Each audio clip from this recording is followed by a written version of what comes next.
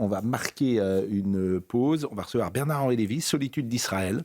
C'est un livre extrêmement important, me semble-t-il, avec de multiples questions sur être juif en France en 2024. C'est l'une des questions.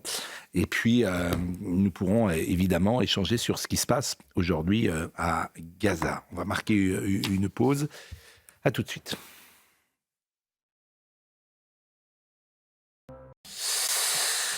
Bernard-Henri Lévy est avec nous ce matin, Solitude d'Israël. On va en parler, je disais tout à l'heure, comment être juif aujourd'hui en France en 2024. C'est une question. On peut également s'intéresser sur, et vous le dites d'ailleurs dans ce livre, jamais les juifs ne seront paisibles nulle part.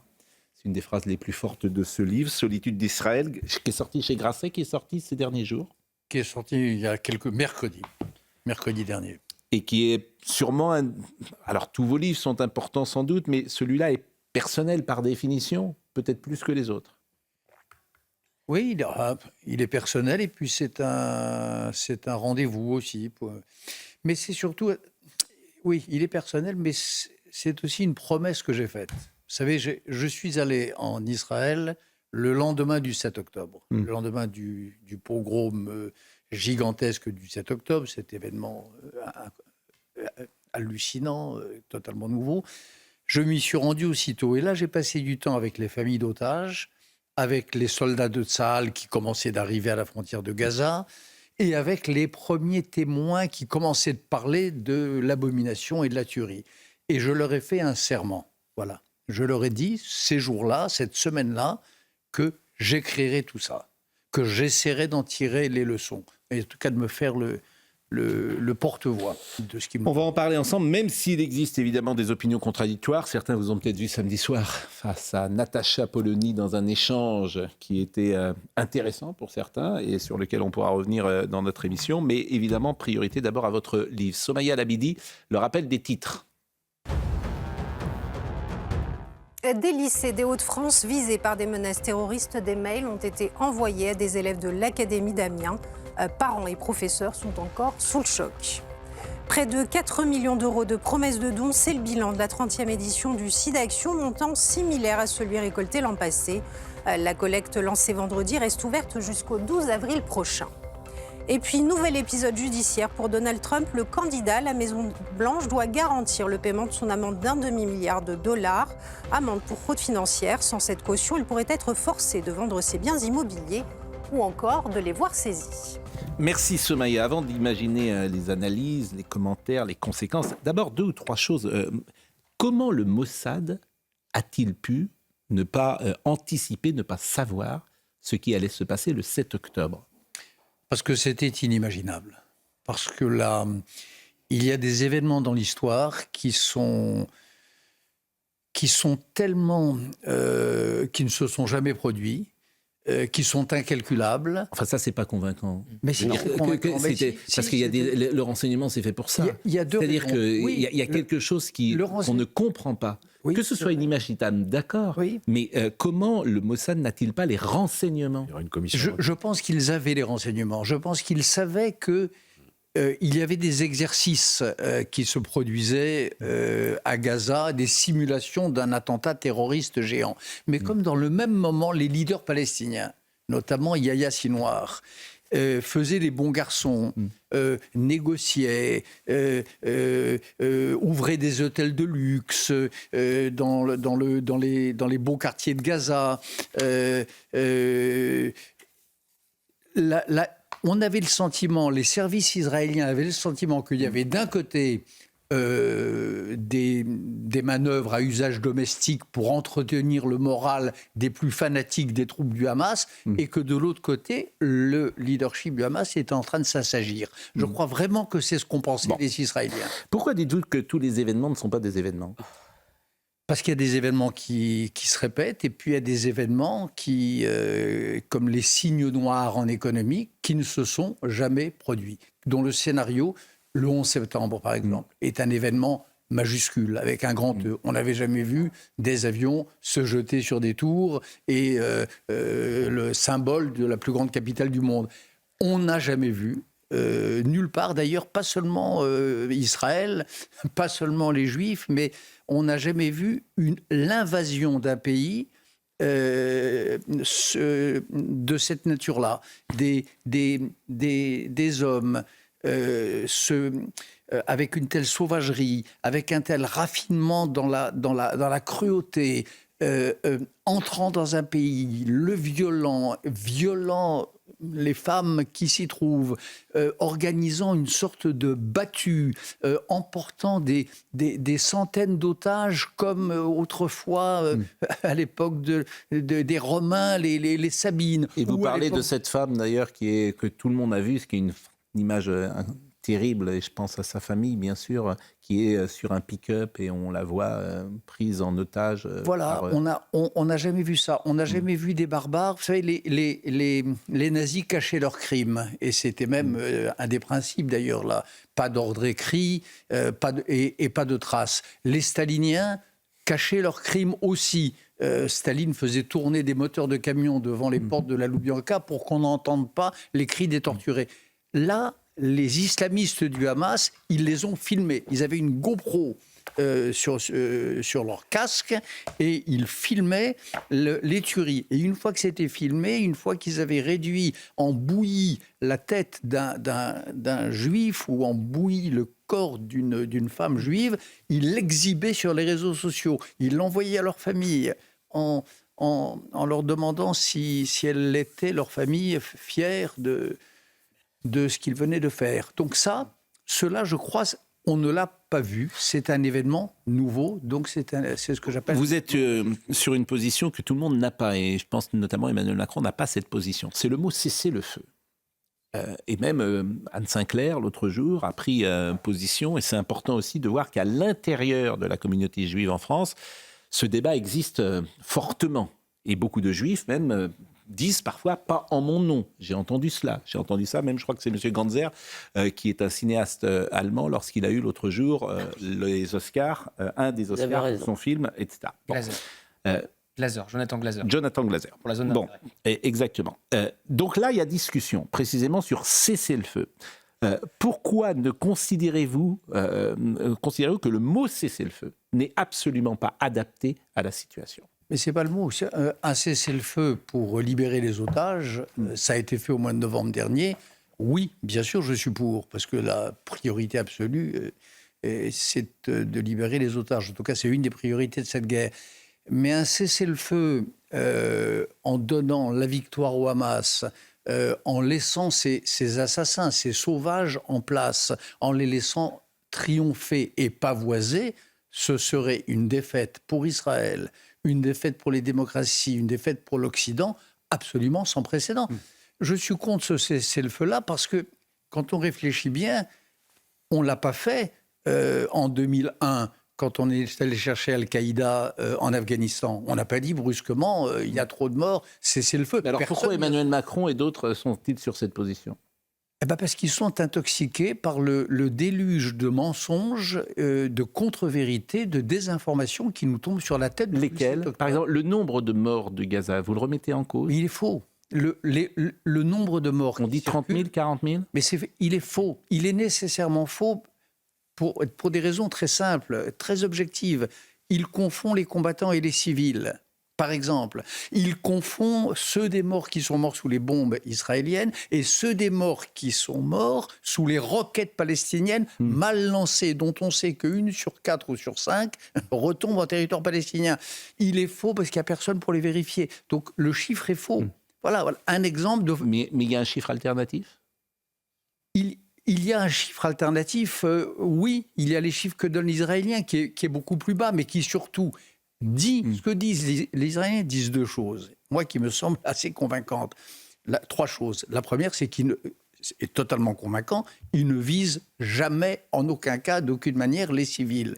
Deux, ils font tout ce qu'il est humainement possible dans une guerre pour éviter d'atteindre les civils. Et je crois en effet que dans une guerre de cette sorte, une guerre des tunnels, une guerre où les Israéliens sont au-dessus, où les Hamas sont en dessous et où il y a au milieu les populations civiles, je crois que il est difficile.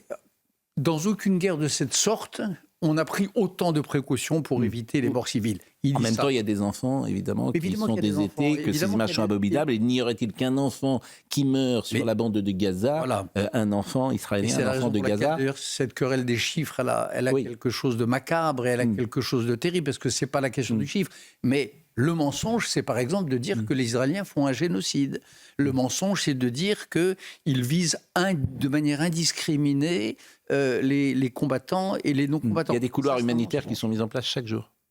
Il y a- Ou qui l'étaient en tout cas. Il y a qui l'étaient, qui le sont encore pendant 4 heures, 5 heures, 6 heures par Tous les la jours. Saladin. Je l'ai vu, ça. Donc vous, votre Je- thèse, si j'ose dire, ou votre analyse, c'est de dire la population gazaoui est l'otage, entre guillemets, du Hamas, et que c'est le Hamas qu'il faut détruire. Les Gazaouis sont les otages. Ils sont prisonniers du Ils Hamas. sont les C'est otages ce que du vous Hamas dites. Prisonniers, d'ailleurs, est plus juste. depuis très longtemps. Oui, prisonniers, otages. Mais ça fait 20 ans qu'ils sont évidemment élevés au lait du Hamas. Oui, et bien sûr, depuis, et même un peu plus d'ailleurs, et même avant le Hamas. Par exemple, la question de l'aide humanitaire. Voilà un autre mensonge. Tout le monde répète de manière pavlovienne que les Israéliens empêchent l'aide humanitaire d'arriver. On somme les Israéliens de laisser passer l'aide humanitaire. Ça aussi, c'est une infox. Attendez, les camions passent. En revanche, ils ne sont pas distribués. Oui. Non, j'entends. J'essaye d'aller, non pas vite, mais tout le monde n'est pas sur votre position. Par exemple, Jacques Attali n'a pas de mots assez durs sur Netanyahou. Il n'a pas de mots assez durs. Il pense qu'il doit comparaître devant un tribunal international une fois que tout ça sera terminé. Il pense que Netanyahou est le pire qui est arrivé à l'État d'Israël, le pire dirigeant qui est arrivé. C'est une voix importante, Jacques Attali, dans la communauté juive. De la même manière, j'ai cité tout à l'heure Anne Sinclair, qui sans doute avec qui vous avez combattu régulièrement, j'imagine, des causes ensemble, qui n'est pas sur votre ligne. Et j'ai même le sentiment aujourd'hui que parmi les intellectuels français, vous pouvez être isolé sur ce point-là. Non. Écoutez, moi je pense que le pire qui est arrivé à Israël, c'est le 7 octobre. Voilà.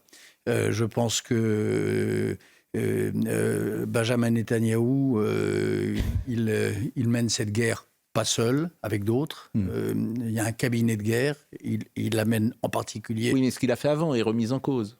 Mais ce qu'il a fait avant, bien sûr que ça s'est remis en cause. Pourquoi pas? Mais c'est pas de ça qu'il s'agit aujourd'hui. Aujourd'hui, Israël. Sinon est que ça menacé. peut avoir été la cause, une des causes en tout cas de cela. Certains le disent. Eh bien, je ne le crois pas. Je crois que ce dont nous parlions au début, cette barbarie, cette sauvagerie, ces crimes franchement inédits, ils n'ont pas de cause, il n'y a pas d'excuse, il n'y a pas de contexte. Et tous ces discours-là qui nous disent « oui, c'est horrible, mais… » Voilà ce Le qu'on fait mai, les l'autre Israéliens. jour, Ben oui, l'échange que vous avez eu avec ce mai Natacha atroce, Polony, le mai. Et au moment où elle oui, parlait, d'ailleurs, vous lui avez et dit- d'autres, et de Gutiérrez,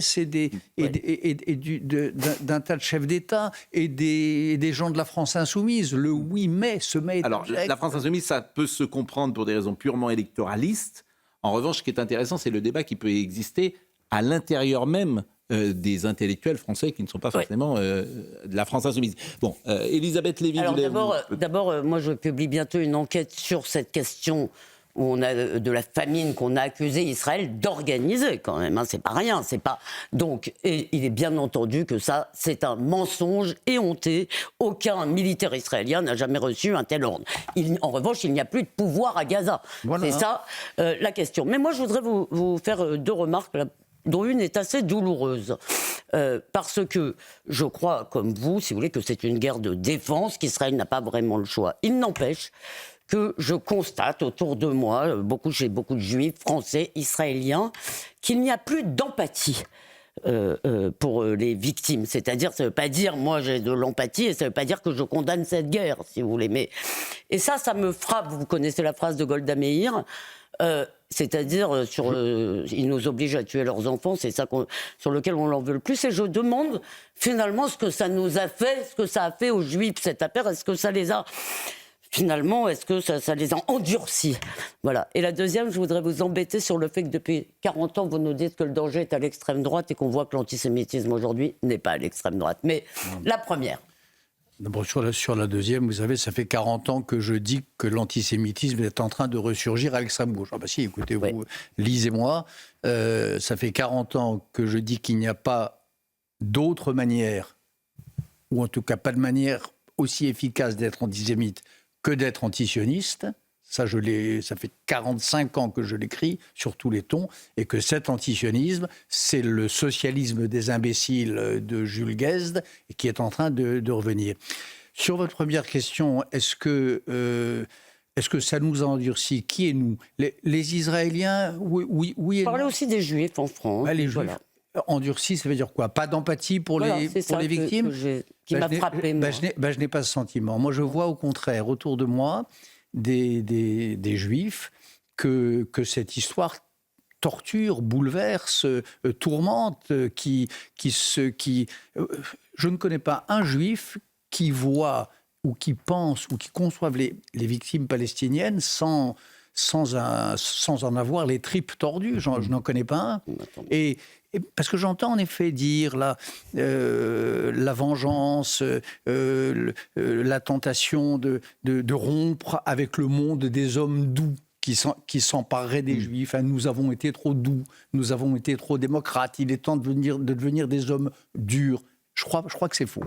Ça n'est pas en tout cas le judaïsme. Le colonialisme, que je connais. Qui est un chapitre évidemment que vous abordez. La deuxième question qui vient, c'est celle du colonialisme. Écrivez-vous, pas les colonies de Cisjordanie, pas les établissements qu'on crée depuis 1976, les gouvernements successifs d'Israël dans la partie de cette terre destinée. Non, Israël même qualifié de fait colonial. Israël tout entier présenté comme une colonie occidentale. Cela aussi, pour Claude Lanzmann, était un motif de grande colère, etc. Et ce qui est intéressant, et ça rejoint un peu ce que disait Elisabeth, il y a beaucoup de jeunes gens qui sont parfaitement incultes sur cette situation. Et notamment des jeunes gens qui ont aujourd'hui 20 ans. D'ailleurs, c'est une faillite terrible de l'école républicaine de ce point de vue-là. Et qui voient ça de loin et qui considèrent, évidemment à tort, qu'Israël colonise depuis 1948 une terre qui n'est pas à elle.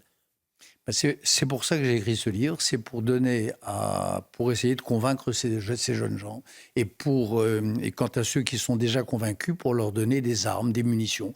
Dire qu'Israël est un fait colonial, c'est comme ça qu'on dit, c'est tellement bête et tellement faux, et tellement le contraire.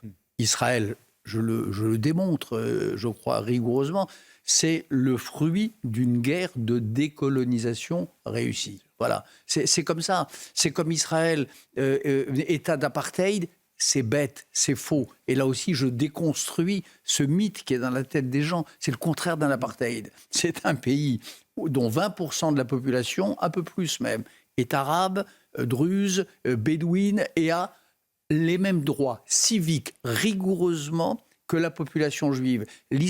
Cette histoire d'apartheid est une histoire absurde.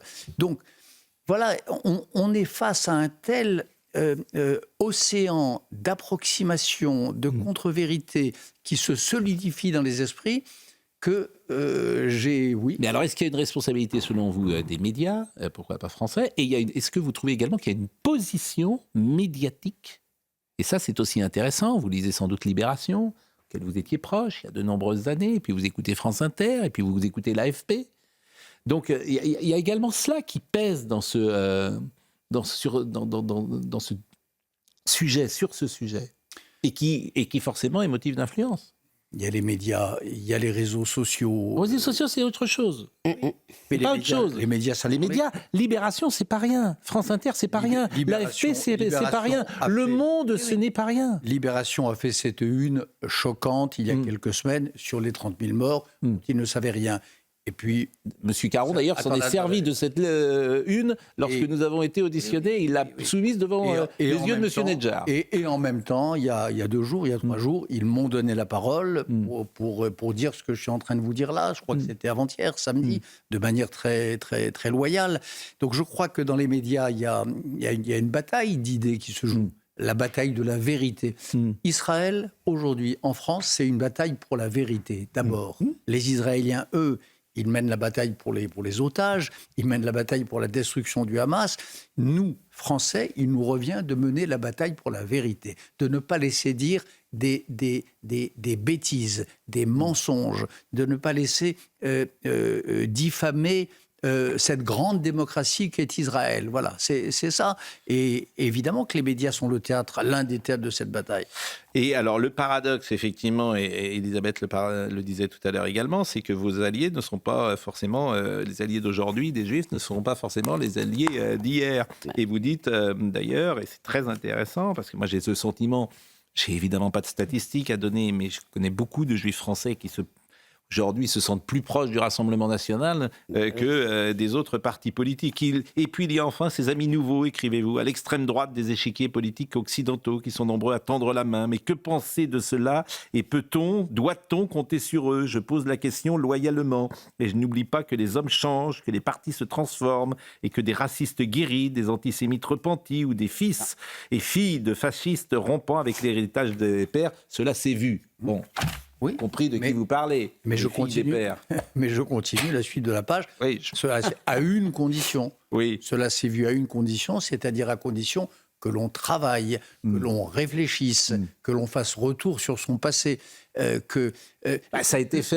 Je ne suis pas l'avocat de Madame Le Pen, mais elle a viré son père sur cette question. L'antisémitisme, c'est pas une décision. Rompre avec l'antisémitisme, ça se décide pas dans un bureau politique. Ça se décide en conscience, au terme d'un long, difficile et douloureux travail sur soi. Il y a des grands écrivains qui ont fait ça. Georges Bernanos a été un antisémite, et puis à la fois foudroyé par l'évidence de l'événement, à l'époque, en l'occurrence, c'était le nazisme, et puis mu par sa grande intelligence prophétique, il est revenu sur tout ça, il a travaillé sur tout ça, et il s'est libéré de cette vieille peau antisémite. D'accord, mais depuis le 7 octobre, convenez que le Rassemblement national est sans doute moins antisémite ou pas antisémite que d'autres partis en France. Ils étaient à la marche. Ils étaient à la marche. Mais peut-être, et encore une fois, je suis loyal, je ne fais pas de procès. Nathan Dever. Je dis juste. Vous avez qualifié Jordan Bardella il n'y a pas si longtemps que ça d'antisémite. D'ailleurs, il a annoncé porter plainte contre vous pour diffamation. Oui, ce que j'ai dit exactement sur Jordan Bardella, c'est que, fort de ce que je viens de vous dire là, normalement, quand on a vraiment réfléchi sur le passé de sa formation politique, lorsqu'on a vraiment pensé à tout ça et qu'un journaliste vous dit « Est-ce que Jean-Marie Le Pen, quand il faisait des blagues sur du rafrancamatoire, était antisémite ou non ?» On sait quoi répondre. On répond oui. On ne dit pas « je ne sais pas ». On ne s'embarrasse pas dans des vagues bredouilles. Vous ne pouvez pas traiter quelqu'un d'antisémite. Je vais donner la parole à Nathan Dever. Je vais donner la parole à Nathan Dever, que vous connaissez d'ailleurs. Oui. Qui est un jeune homme qui vient nous voir de temps en temps. Je précise sans doute quelqu'un qui était présent à cette grande conférence, je ne sais pas quand elle a eu lieu, qui me dit Bernard-Henri Lévy a été exceptionnel à la grande conférence dont personne dans les médias n'a parlé. C'est quoi cette grande conférence ? C'est une conférence qui a eu lieu à la salle Pleyel, la veille de la sortie de ce livre. Et personne n'en a parlé ? Mardi dernier. Il y avait quelqu'un de chez vous, d'ailleurs. Il y avait de cette chaîne. Il y avait Laurence Ferrari, il y avait Manuel Valls, Jean-Michel Blanquer. Et j'ai conclu cette grande conférence, en effet, par une sorte d'exposé sur la solitude d'Israël, sur cette solitude douloureuse qui, moi, m'empêche de dormir. Nathan Dever. Oui, il y a un côté, et qui fait juste écho à la discussion qu'on vient d'avoir dans votre livre, qui a un côté un peu gaulien. Ça veut dire que quand vous défendez Israël, ce que vous défendez en Israël, c'est une certaine idée que vous faites depuis toujours. Je le dis pour les téléspectateurs, vous connaissez Israël depuis 67, depuis Ben Gurion, que vous avez personnellement connu. Et ce que vous défendez, c'est cette idée-là. Vous comparez Israël dans votre livre à un point, c'est-à-dire pas tellement une puissance géopolitique, pas tellement une question stratégique, mais cette idée. Et notamment contre ses faux amis, à l'époque même de Donald Trump, vous alertiez sur le côté baiser de la mort, d'amitié qui pouvait être dangereuse. Alors moi, j'avais une remarque et une question. La remarque, c'est que ce qui est fort dans ce livre, c'est que vous faites partie des gens qui, quand il y a un événement, c'était le cas avec le coronavirus, c'est le cas avec le 7 octobre, vous l'analysez sans plaquer des concepts qui sont déjà préécrits, sans y voir la confirmation de vos théories précédentes, mais avec en quelque sorte l'éthique intellectuelle de faire une sorte de vœu de pauvreté, de tout abandonner au profit de la description pure de l'événement et de voir ensuite ce qui sort. Et c'est ce que vous faites dans ce livre, en revenant notamment sur la généalogie d'Israël, sur ce récit de l'État colonial. Ensuite, moi, la question que j'avais, c'est que j'ai l'impression que le 7 octobre, du point de vue de la société israélienne, ça a fait, ça a fragilisé toutes les certitudes de tout le monde. Ça veut dire que les gens qui étaient un peu les gauchistes, qui croyaient en la paix de manière un peu naïve, globalement, le 8 octobre au matin, ils se réveillent, ils se disent quelle paix, avec qui, comment, quand.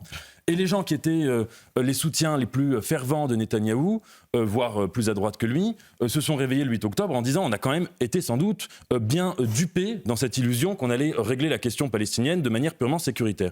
Vous pensez que d'ici 1 an, 2 ans, 5 ans, 10 ans, quelle trace ou quelle bifurcation le 7 octobre va marquer dans cette société ? Je crois que vous avez raison sur cet ébranlement. Tous les Israéliens que j'ai rencontrés dans les jours qui ont suivi le 7 octobre disaient tous il y aura un avant, un après. Disaient tous nous avons été changés au plus profond de nous-mêmes. Disaient tous nous avons vécu une expérience de mort imminente et quand on vit l'expérience de la mort imminente, on n'en sort pas, on n'en revient pas pareil. Donc bien sûr que cela est vrai. Après, il y a une chose qui n'a pas changé. Et je reviens à ce que vous disiez au début sur cette Israël-idée. C'est que, idée ou pas, Israël reste dans les faits, réellement, concrètement, une très grande démocratie. Je connais peu de démocraties qui seraient sorties intactes d'une épreuve comme celle qu'Israël est en train de traverser. Ça me paraît, vous savez, on dit toujours la seule démocratie du Proche-Orient. C'est plus que ça. C'est certainement l'une des très grandes démocraties du monde. Une démocratie qui affronte ça. Plus cette mobilisation générale, plus cette menace existentielle, cette menace aux frontières, le Hezbollah. J'entends Bernard-Henri Lévy, mais j'ai envie de vous poser des questions précises sur l'avenir, notamment, parce que maintenant. J'aimerais, pour sortir de cette solitude d'Israël, est-ce que vous ne croyez pas, comme l'ont pensé Yitzhak Rabin, comme l'ont pensé Shimon Peres et d'autres, que la solution, c'est une solution à 2 États. Est-ce que c'est aussi votre... Et la position française. Et lorsqu'on entend Mme Rima Hassan disent binational. Voilà, et on voit ce qui s'est passé. La disparition d'Israël. Oui, et puis on voit comment ont été traités dans ces cas-là les chrétiens. Oui. Mais ça, moi, c'est ma position personnelle. Mais qu'est-ce qu'on fait depuis la Qu'est-ce nuit qu'on fait Parce que là, la guerre, elle ne va pas s'arrêter.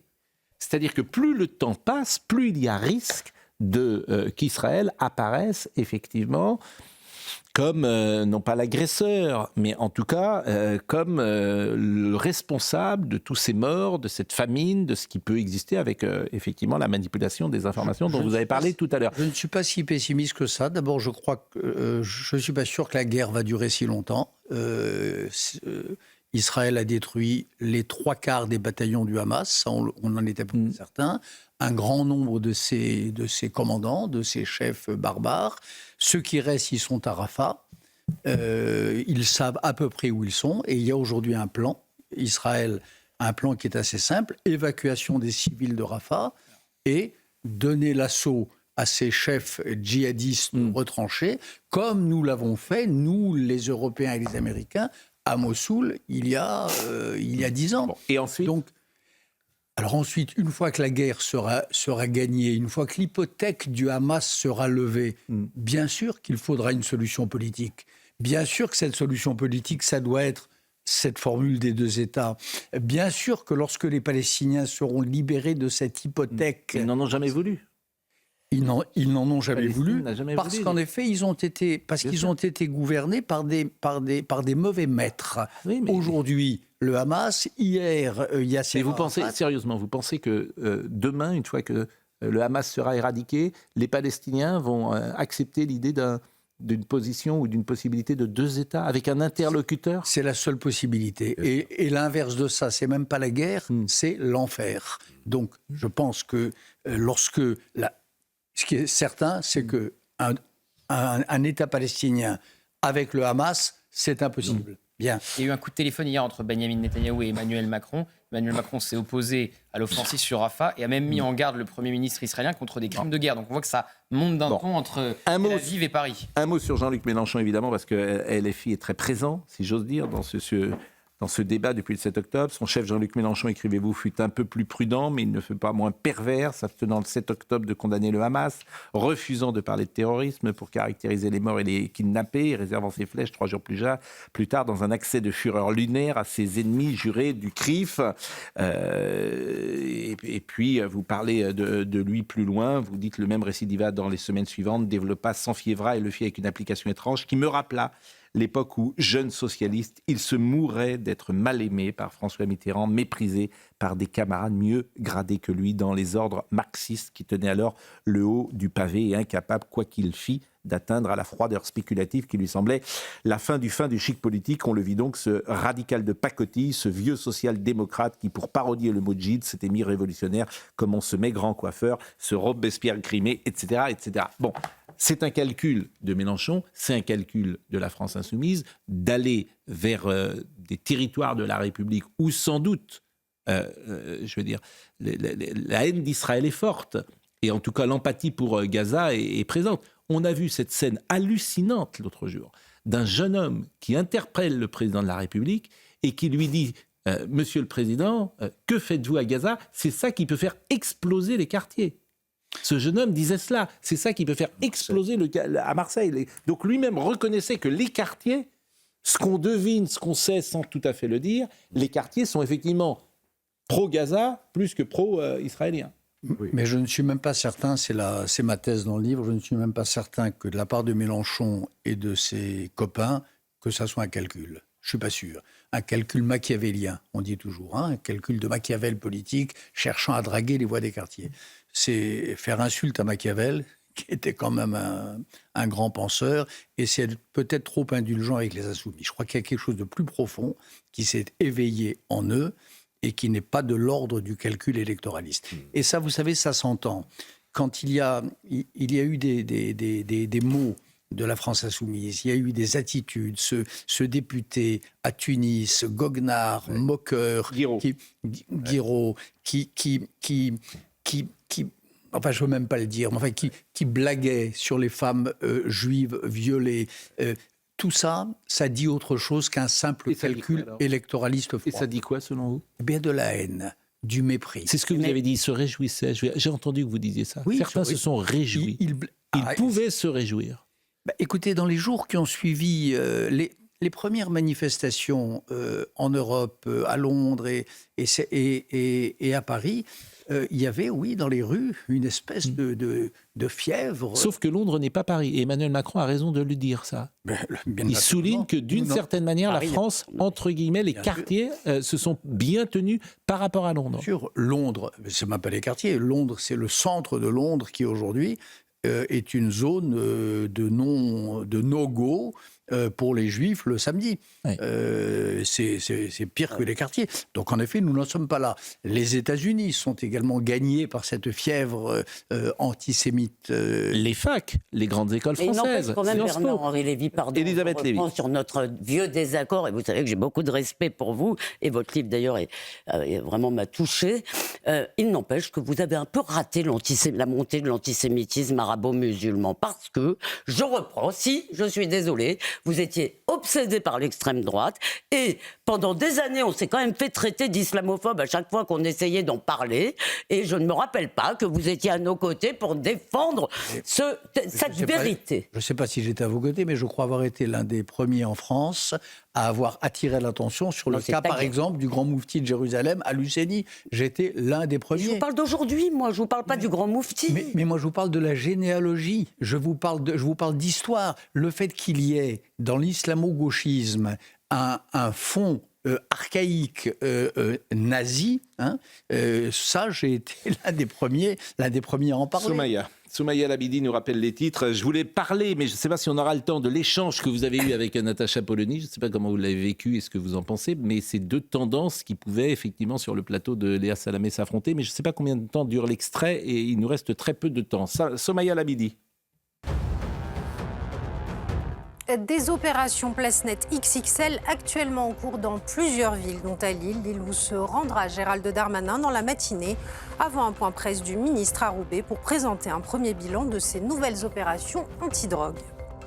Le niveau le plus élevé, le plan Vigipirate monte à urgence attentat, un choix annoncé par Gabriel Attal à l'issue d'un conseil de défense hier soir à l'Élysée sur l'attentat de Moscou et ses conséquences. Et puis il serait en tête du premier tour. L'opposant Bassirou Diomaye Faye semble avoir pris l'avantage de la présidentielle au Sénégal. Mais le camp du pouvoir a assuré qu'il y aurait un second tour pour lequel aucune date n'est fixée pour le moment. Merci beaucoup, Somaya. Il y a un climat, effectivement, entre la presse parfois et même les intervenants. Douglas Murray, vous avez vu sans doute ce qui circule sur les réseaux sociaux. Je demande l'autorisation de le passer. Pour le moment, je ne peux pas le passer parce que ce n'est pas libre de droit. Mais c'est très intéressant. C'est un journaliste qui parle... Un intellectuel britannique. C'est mieux qu'un journaliste. Oui. Oh. C'est mieux qu'un journaliste. Vous pensez que c'est possible? Encore mieux. Vous pensez que c'est mieux qu'un journaliste? Oui. Non, ça, à mon avis, ça ne doit pas exister. Ça ne doit pas se rencontrer tous les jours. Là, sur ce dossier-là... Oui. Et cet échange est sidérant. Oui, c'est-à-dire que c'est à la fois un journaliste, c'est un historien et c'est un essayiste, un philosophe. Et c'est nourri de ces trois choses-là qu'en effet, il intervient sur le dossier. Et il faisait partie de ceux qui, dès les lendemains du 7 octobre, étaient également sur place. C'est un vieil ami, un vieux camarade. Et qu'est-ce qu'il dit ? Et là, l'échange dont vous parlez... Je vais essayer de le passer pour tout vous dire demain et de voir s'il n'est pas, si on peut le récupérer. Mais qu'est-ce qu'il dit ? Parce que ceux qui nous écoutent... c'est une leçon d'histoire. Une leçon de choses. Il démonte calmement les éléments de langage du Hamas tels qu'ils sont repris parfois par journaliste britannique, en l'occurrence. Par des journalistes britanniques ou des journalistes français aussi. Oui, non, mais là, en l'occurrence, c'est bien sûr. Oui, mais j'ai voulu parler des médias et vous avez été assez prudent tout à l'heure parce que ça vous ennuie d'attaquer peut-être les... Quoi, ça vous ennuie? J'ai trouvé que vous étiez prudent. Ça m'ennuie de dire... Non, ça m'ennuie de dire les médias. Il n'y a pas les médias et chaque média est lui-même... Enfin, il y a une pensée commune en France sur certains sujets. Non, c'est pas une pensée commune. Il y a en effet un déferlement d'antisionisme. Il y a un déferlement d'antisionisme et d'injustice faite à Israël partout, dans la presse de gauche comme parfois dans la presse de droite. Voilà, c'est ça la vérité. Il y a un déferlement. Les éléments de langage du Hamas sont considérés comme monnaie courante par une grande partie des commentateurs. La dernière phrase que je voulais citer, parce que nous sommes touchés évidemment par nos compatriotes juifs que nous rencontrons et que nous aimons. Et c'est la France des droits de l'homme et de Voltaire redevenait un pays où l'on pouvait mourir d'être juif. Voilà. Cette phrase-là, qui est une des phrases les plus importantes du livre, sans doute, en tout cas pour moi, la France des droits de l'homme et de Voltaire redevenait un pays où l'on pouvait mourir d'être juif. Et il y a beaucoup de juifs qui réfléchissent à leur alia, français, que je croise, qui disent, voilà... je serai tranquille en Israël. Explosé. Et beaucoup de juifs qui ne font pas leur alia, qui restent en France, mais qui mettent une casquette sur leur kippa, qui envoient leurs enfants à l'école la peur au ventre. Et en même temps, et c'est ce que vous montrez dans votre livre, c'est que le 7 octobre, ça marque l'alignement d'Israël sur la diaspora, dites-vous. Oui. C'est-à-dire qu'Israël ne peut plus être un objet de perception comme un lieu, une terre refuge absolument sécuritaire où les Juifs seraient préservés de tout danger. Et ça, c'est une sorte de révolution copernicienne quand même, dans la perception. Absolument. L'idée de l'État refuge pour le plus vieux peuple persécuté du monde, c'est-à-dire le peuple juif, cette idée-là, est une idée qui a été ébréchée, entamée par le 7 octobre. Merci beaucoup Bernard-Henri Lévy. Votre capacité d'indignation est intacte et votre capacité d'engagement et de combat est également intacte. Ah oui. Et à chaque fois que je vous croise, c'est toujours... nous terminons souvent cette émission de cette manière. Pourquoi tout ça? Pour y être tranquille à Saint-Germain-des-Prés en train d'écrire des bouquins et vous mêlez... vous entrez dans un combat où, en ce moment, on ne va pas rentrer dans les détails, mais vous êtes très attaqué. Parce que oui, mais c'est existentiel. La solitude d'Israël, le sort d'Israël, pour moi, est existentiel. Et vraiment, je le vis ainsi. Depuis le 7 octobre, j'ai reçu cet événement, j'ai reçu ces images, j'ai reçu ce vacarme chez nous, en France, vraiment comme quelque chose qui m'a blessé profondément. Voilà. On est en retard et je vous remercie grandement. Et si vous me permettez un commentaire personnel, vous êtes assez éloigné de l'image que certains ont de vous et de la caricature qui est parfois dessinée de vous. Ça nous arrive à tous. Suivez mon regard. Très bonne conclusion. Mais c'est pour ça que vous avez fait normal, c'est parce que vous êtes très, très rapide et très intelligent. Alors là, il y a quand même 2 normalés après à la table. Après le niveau. Après, nous on a des petites licences de droit, d'histoire. Laurent Prat était à la réalisation avec nous et je le remercie. Hugo Trindade était à la vision. Merci à Anatole de Beaumont qui était au son. Merci à Marine Lançon, on est un poil en retard. Félix Perolaz, bien évidemment, et Jean-Marc Morandini dans une seconde. Bonne journée à tous, rendez-vous ce soir.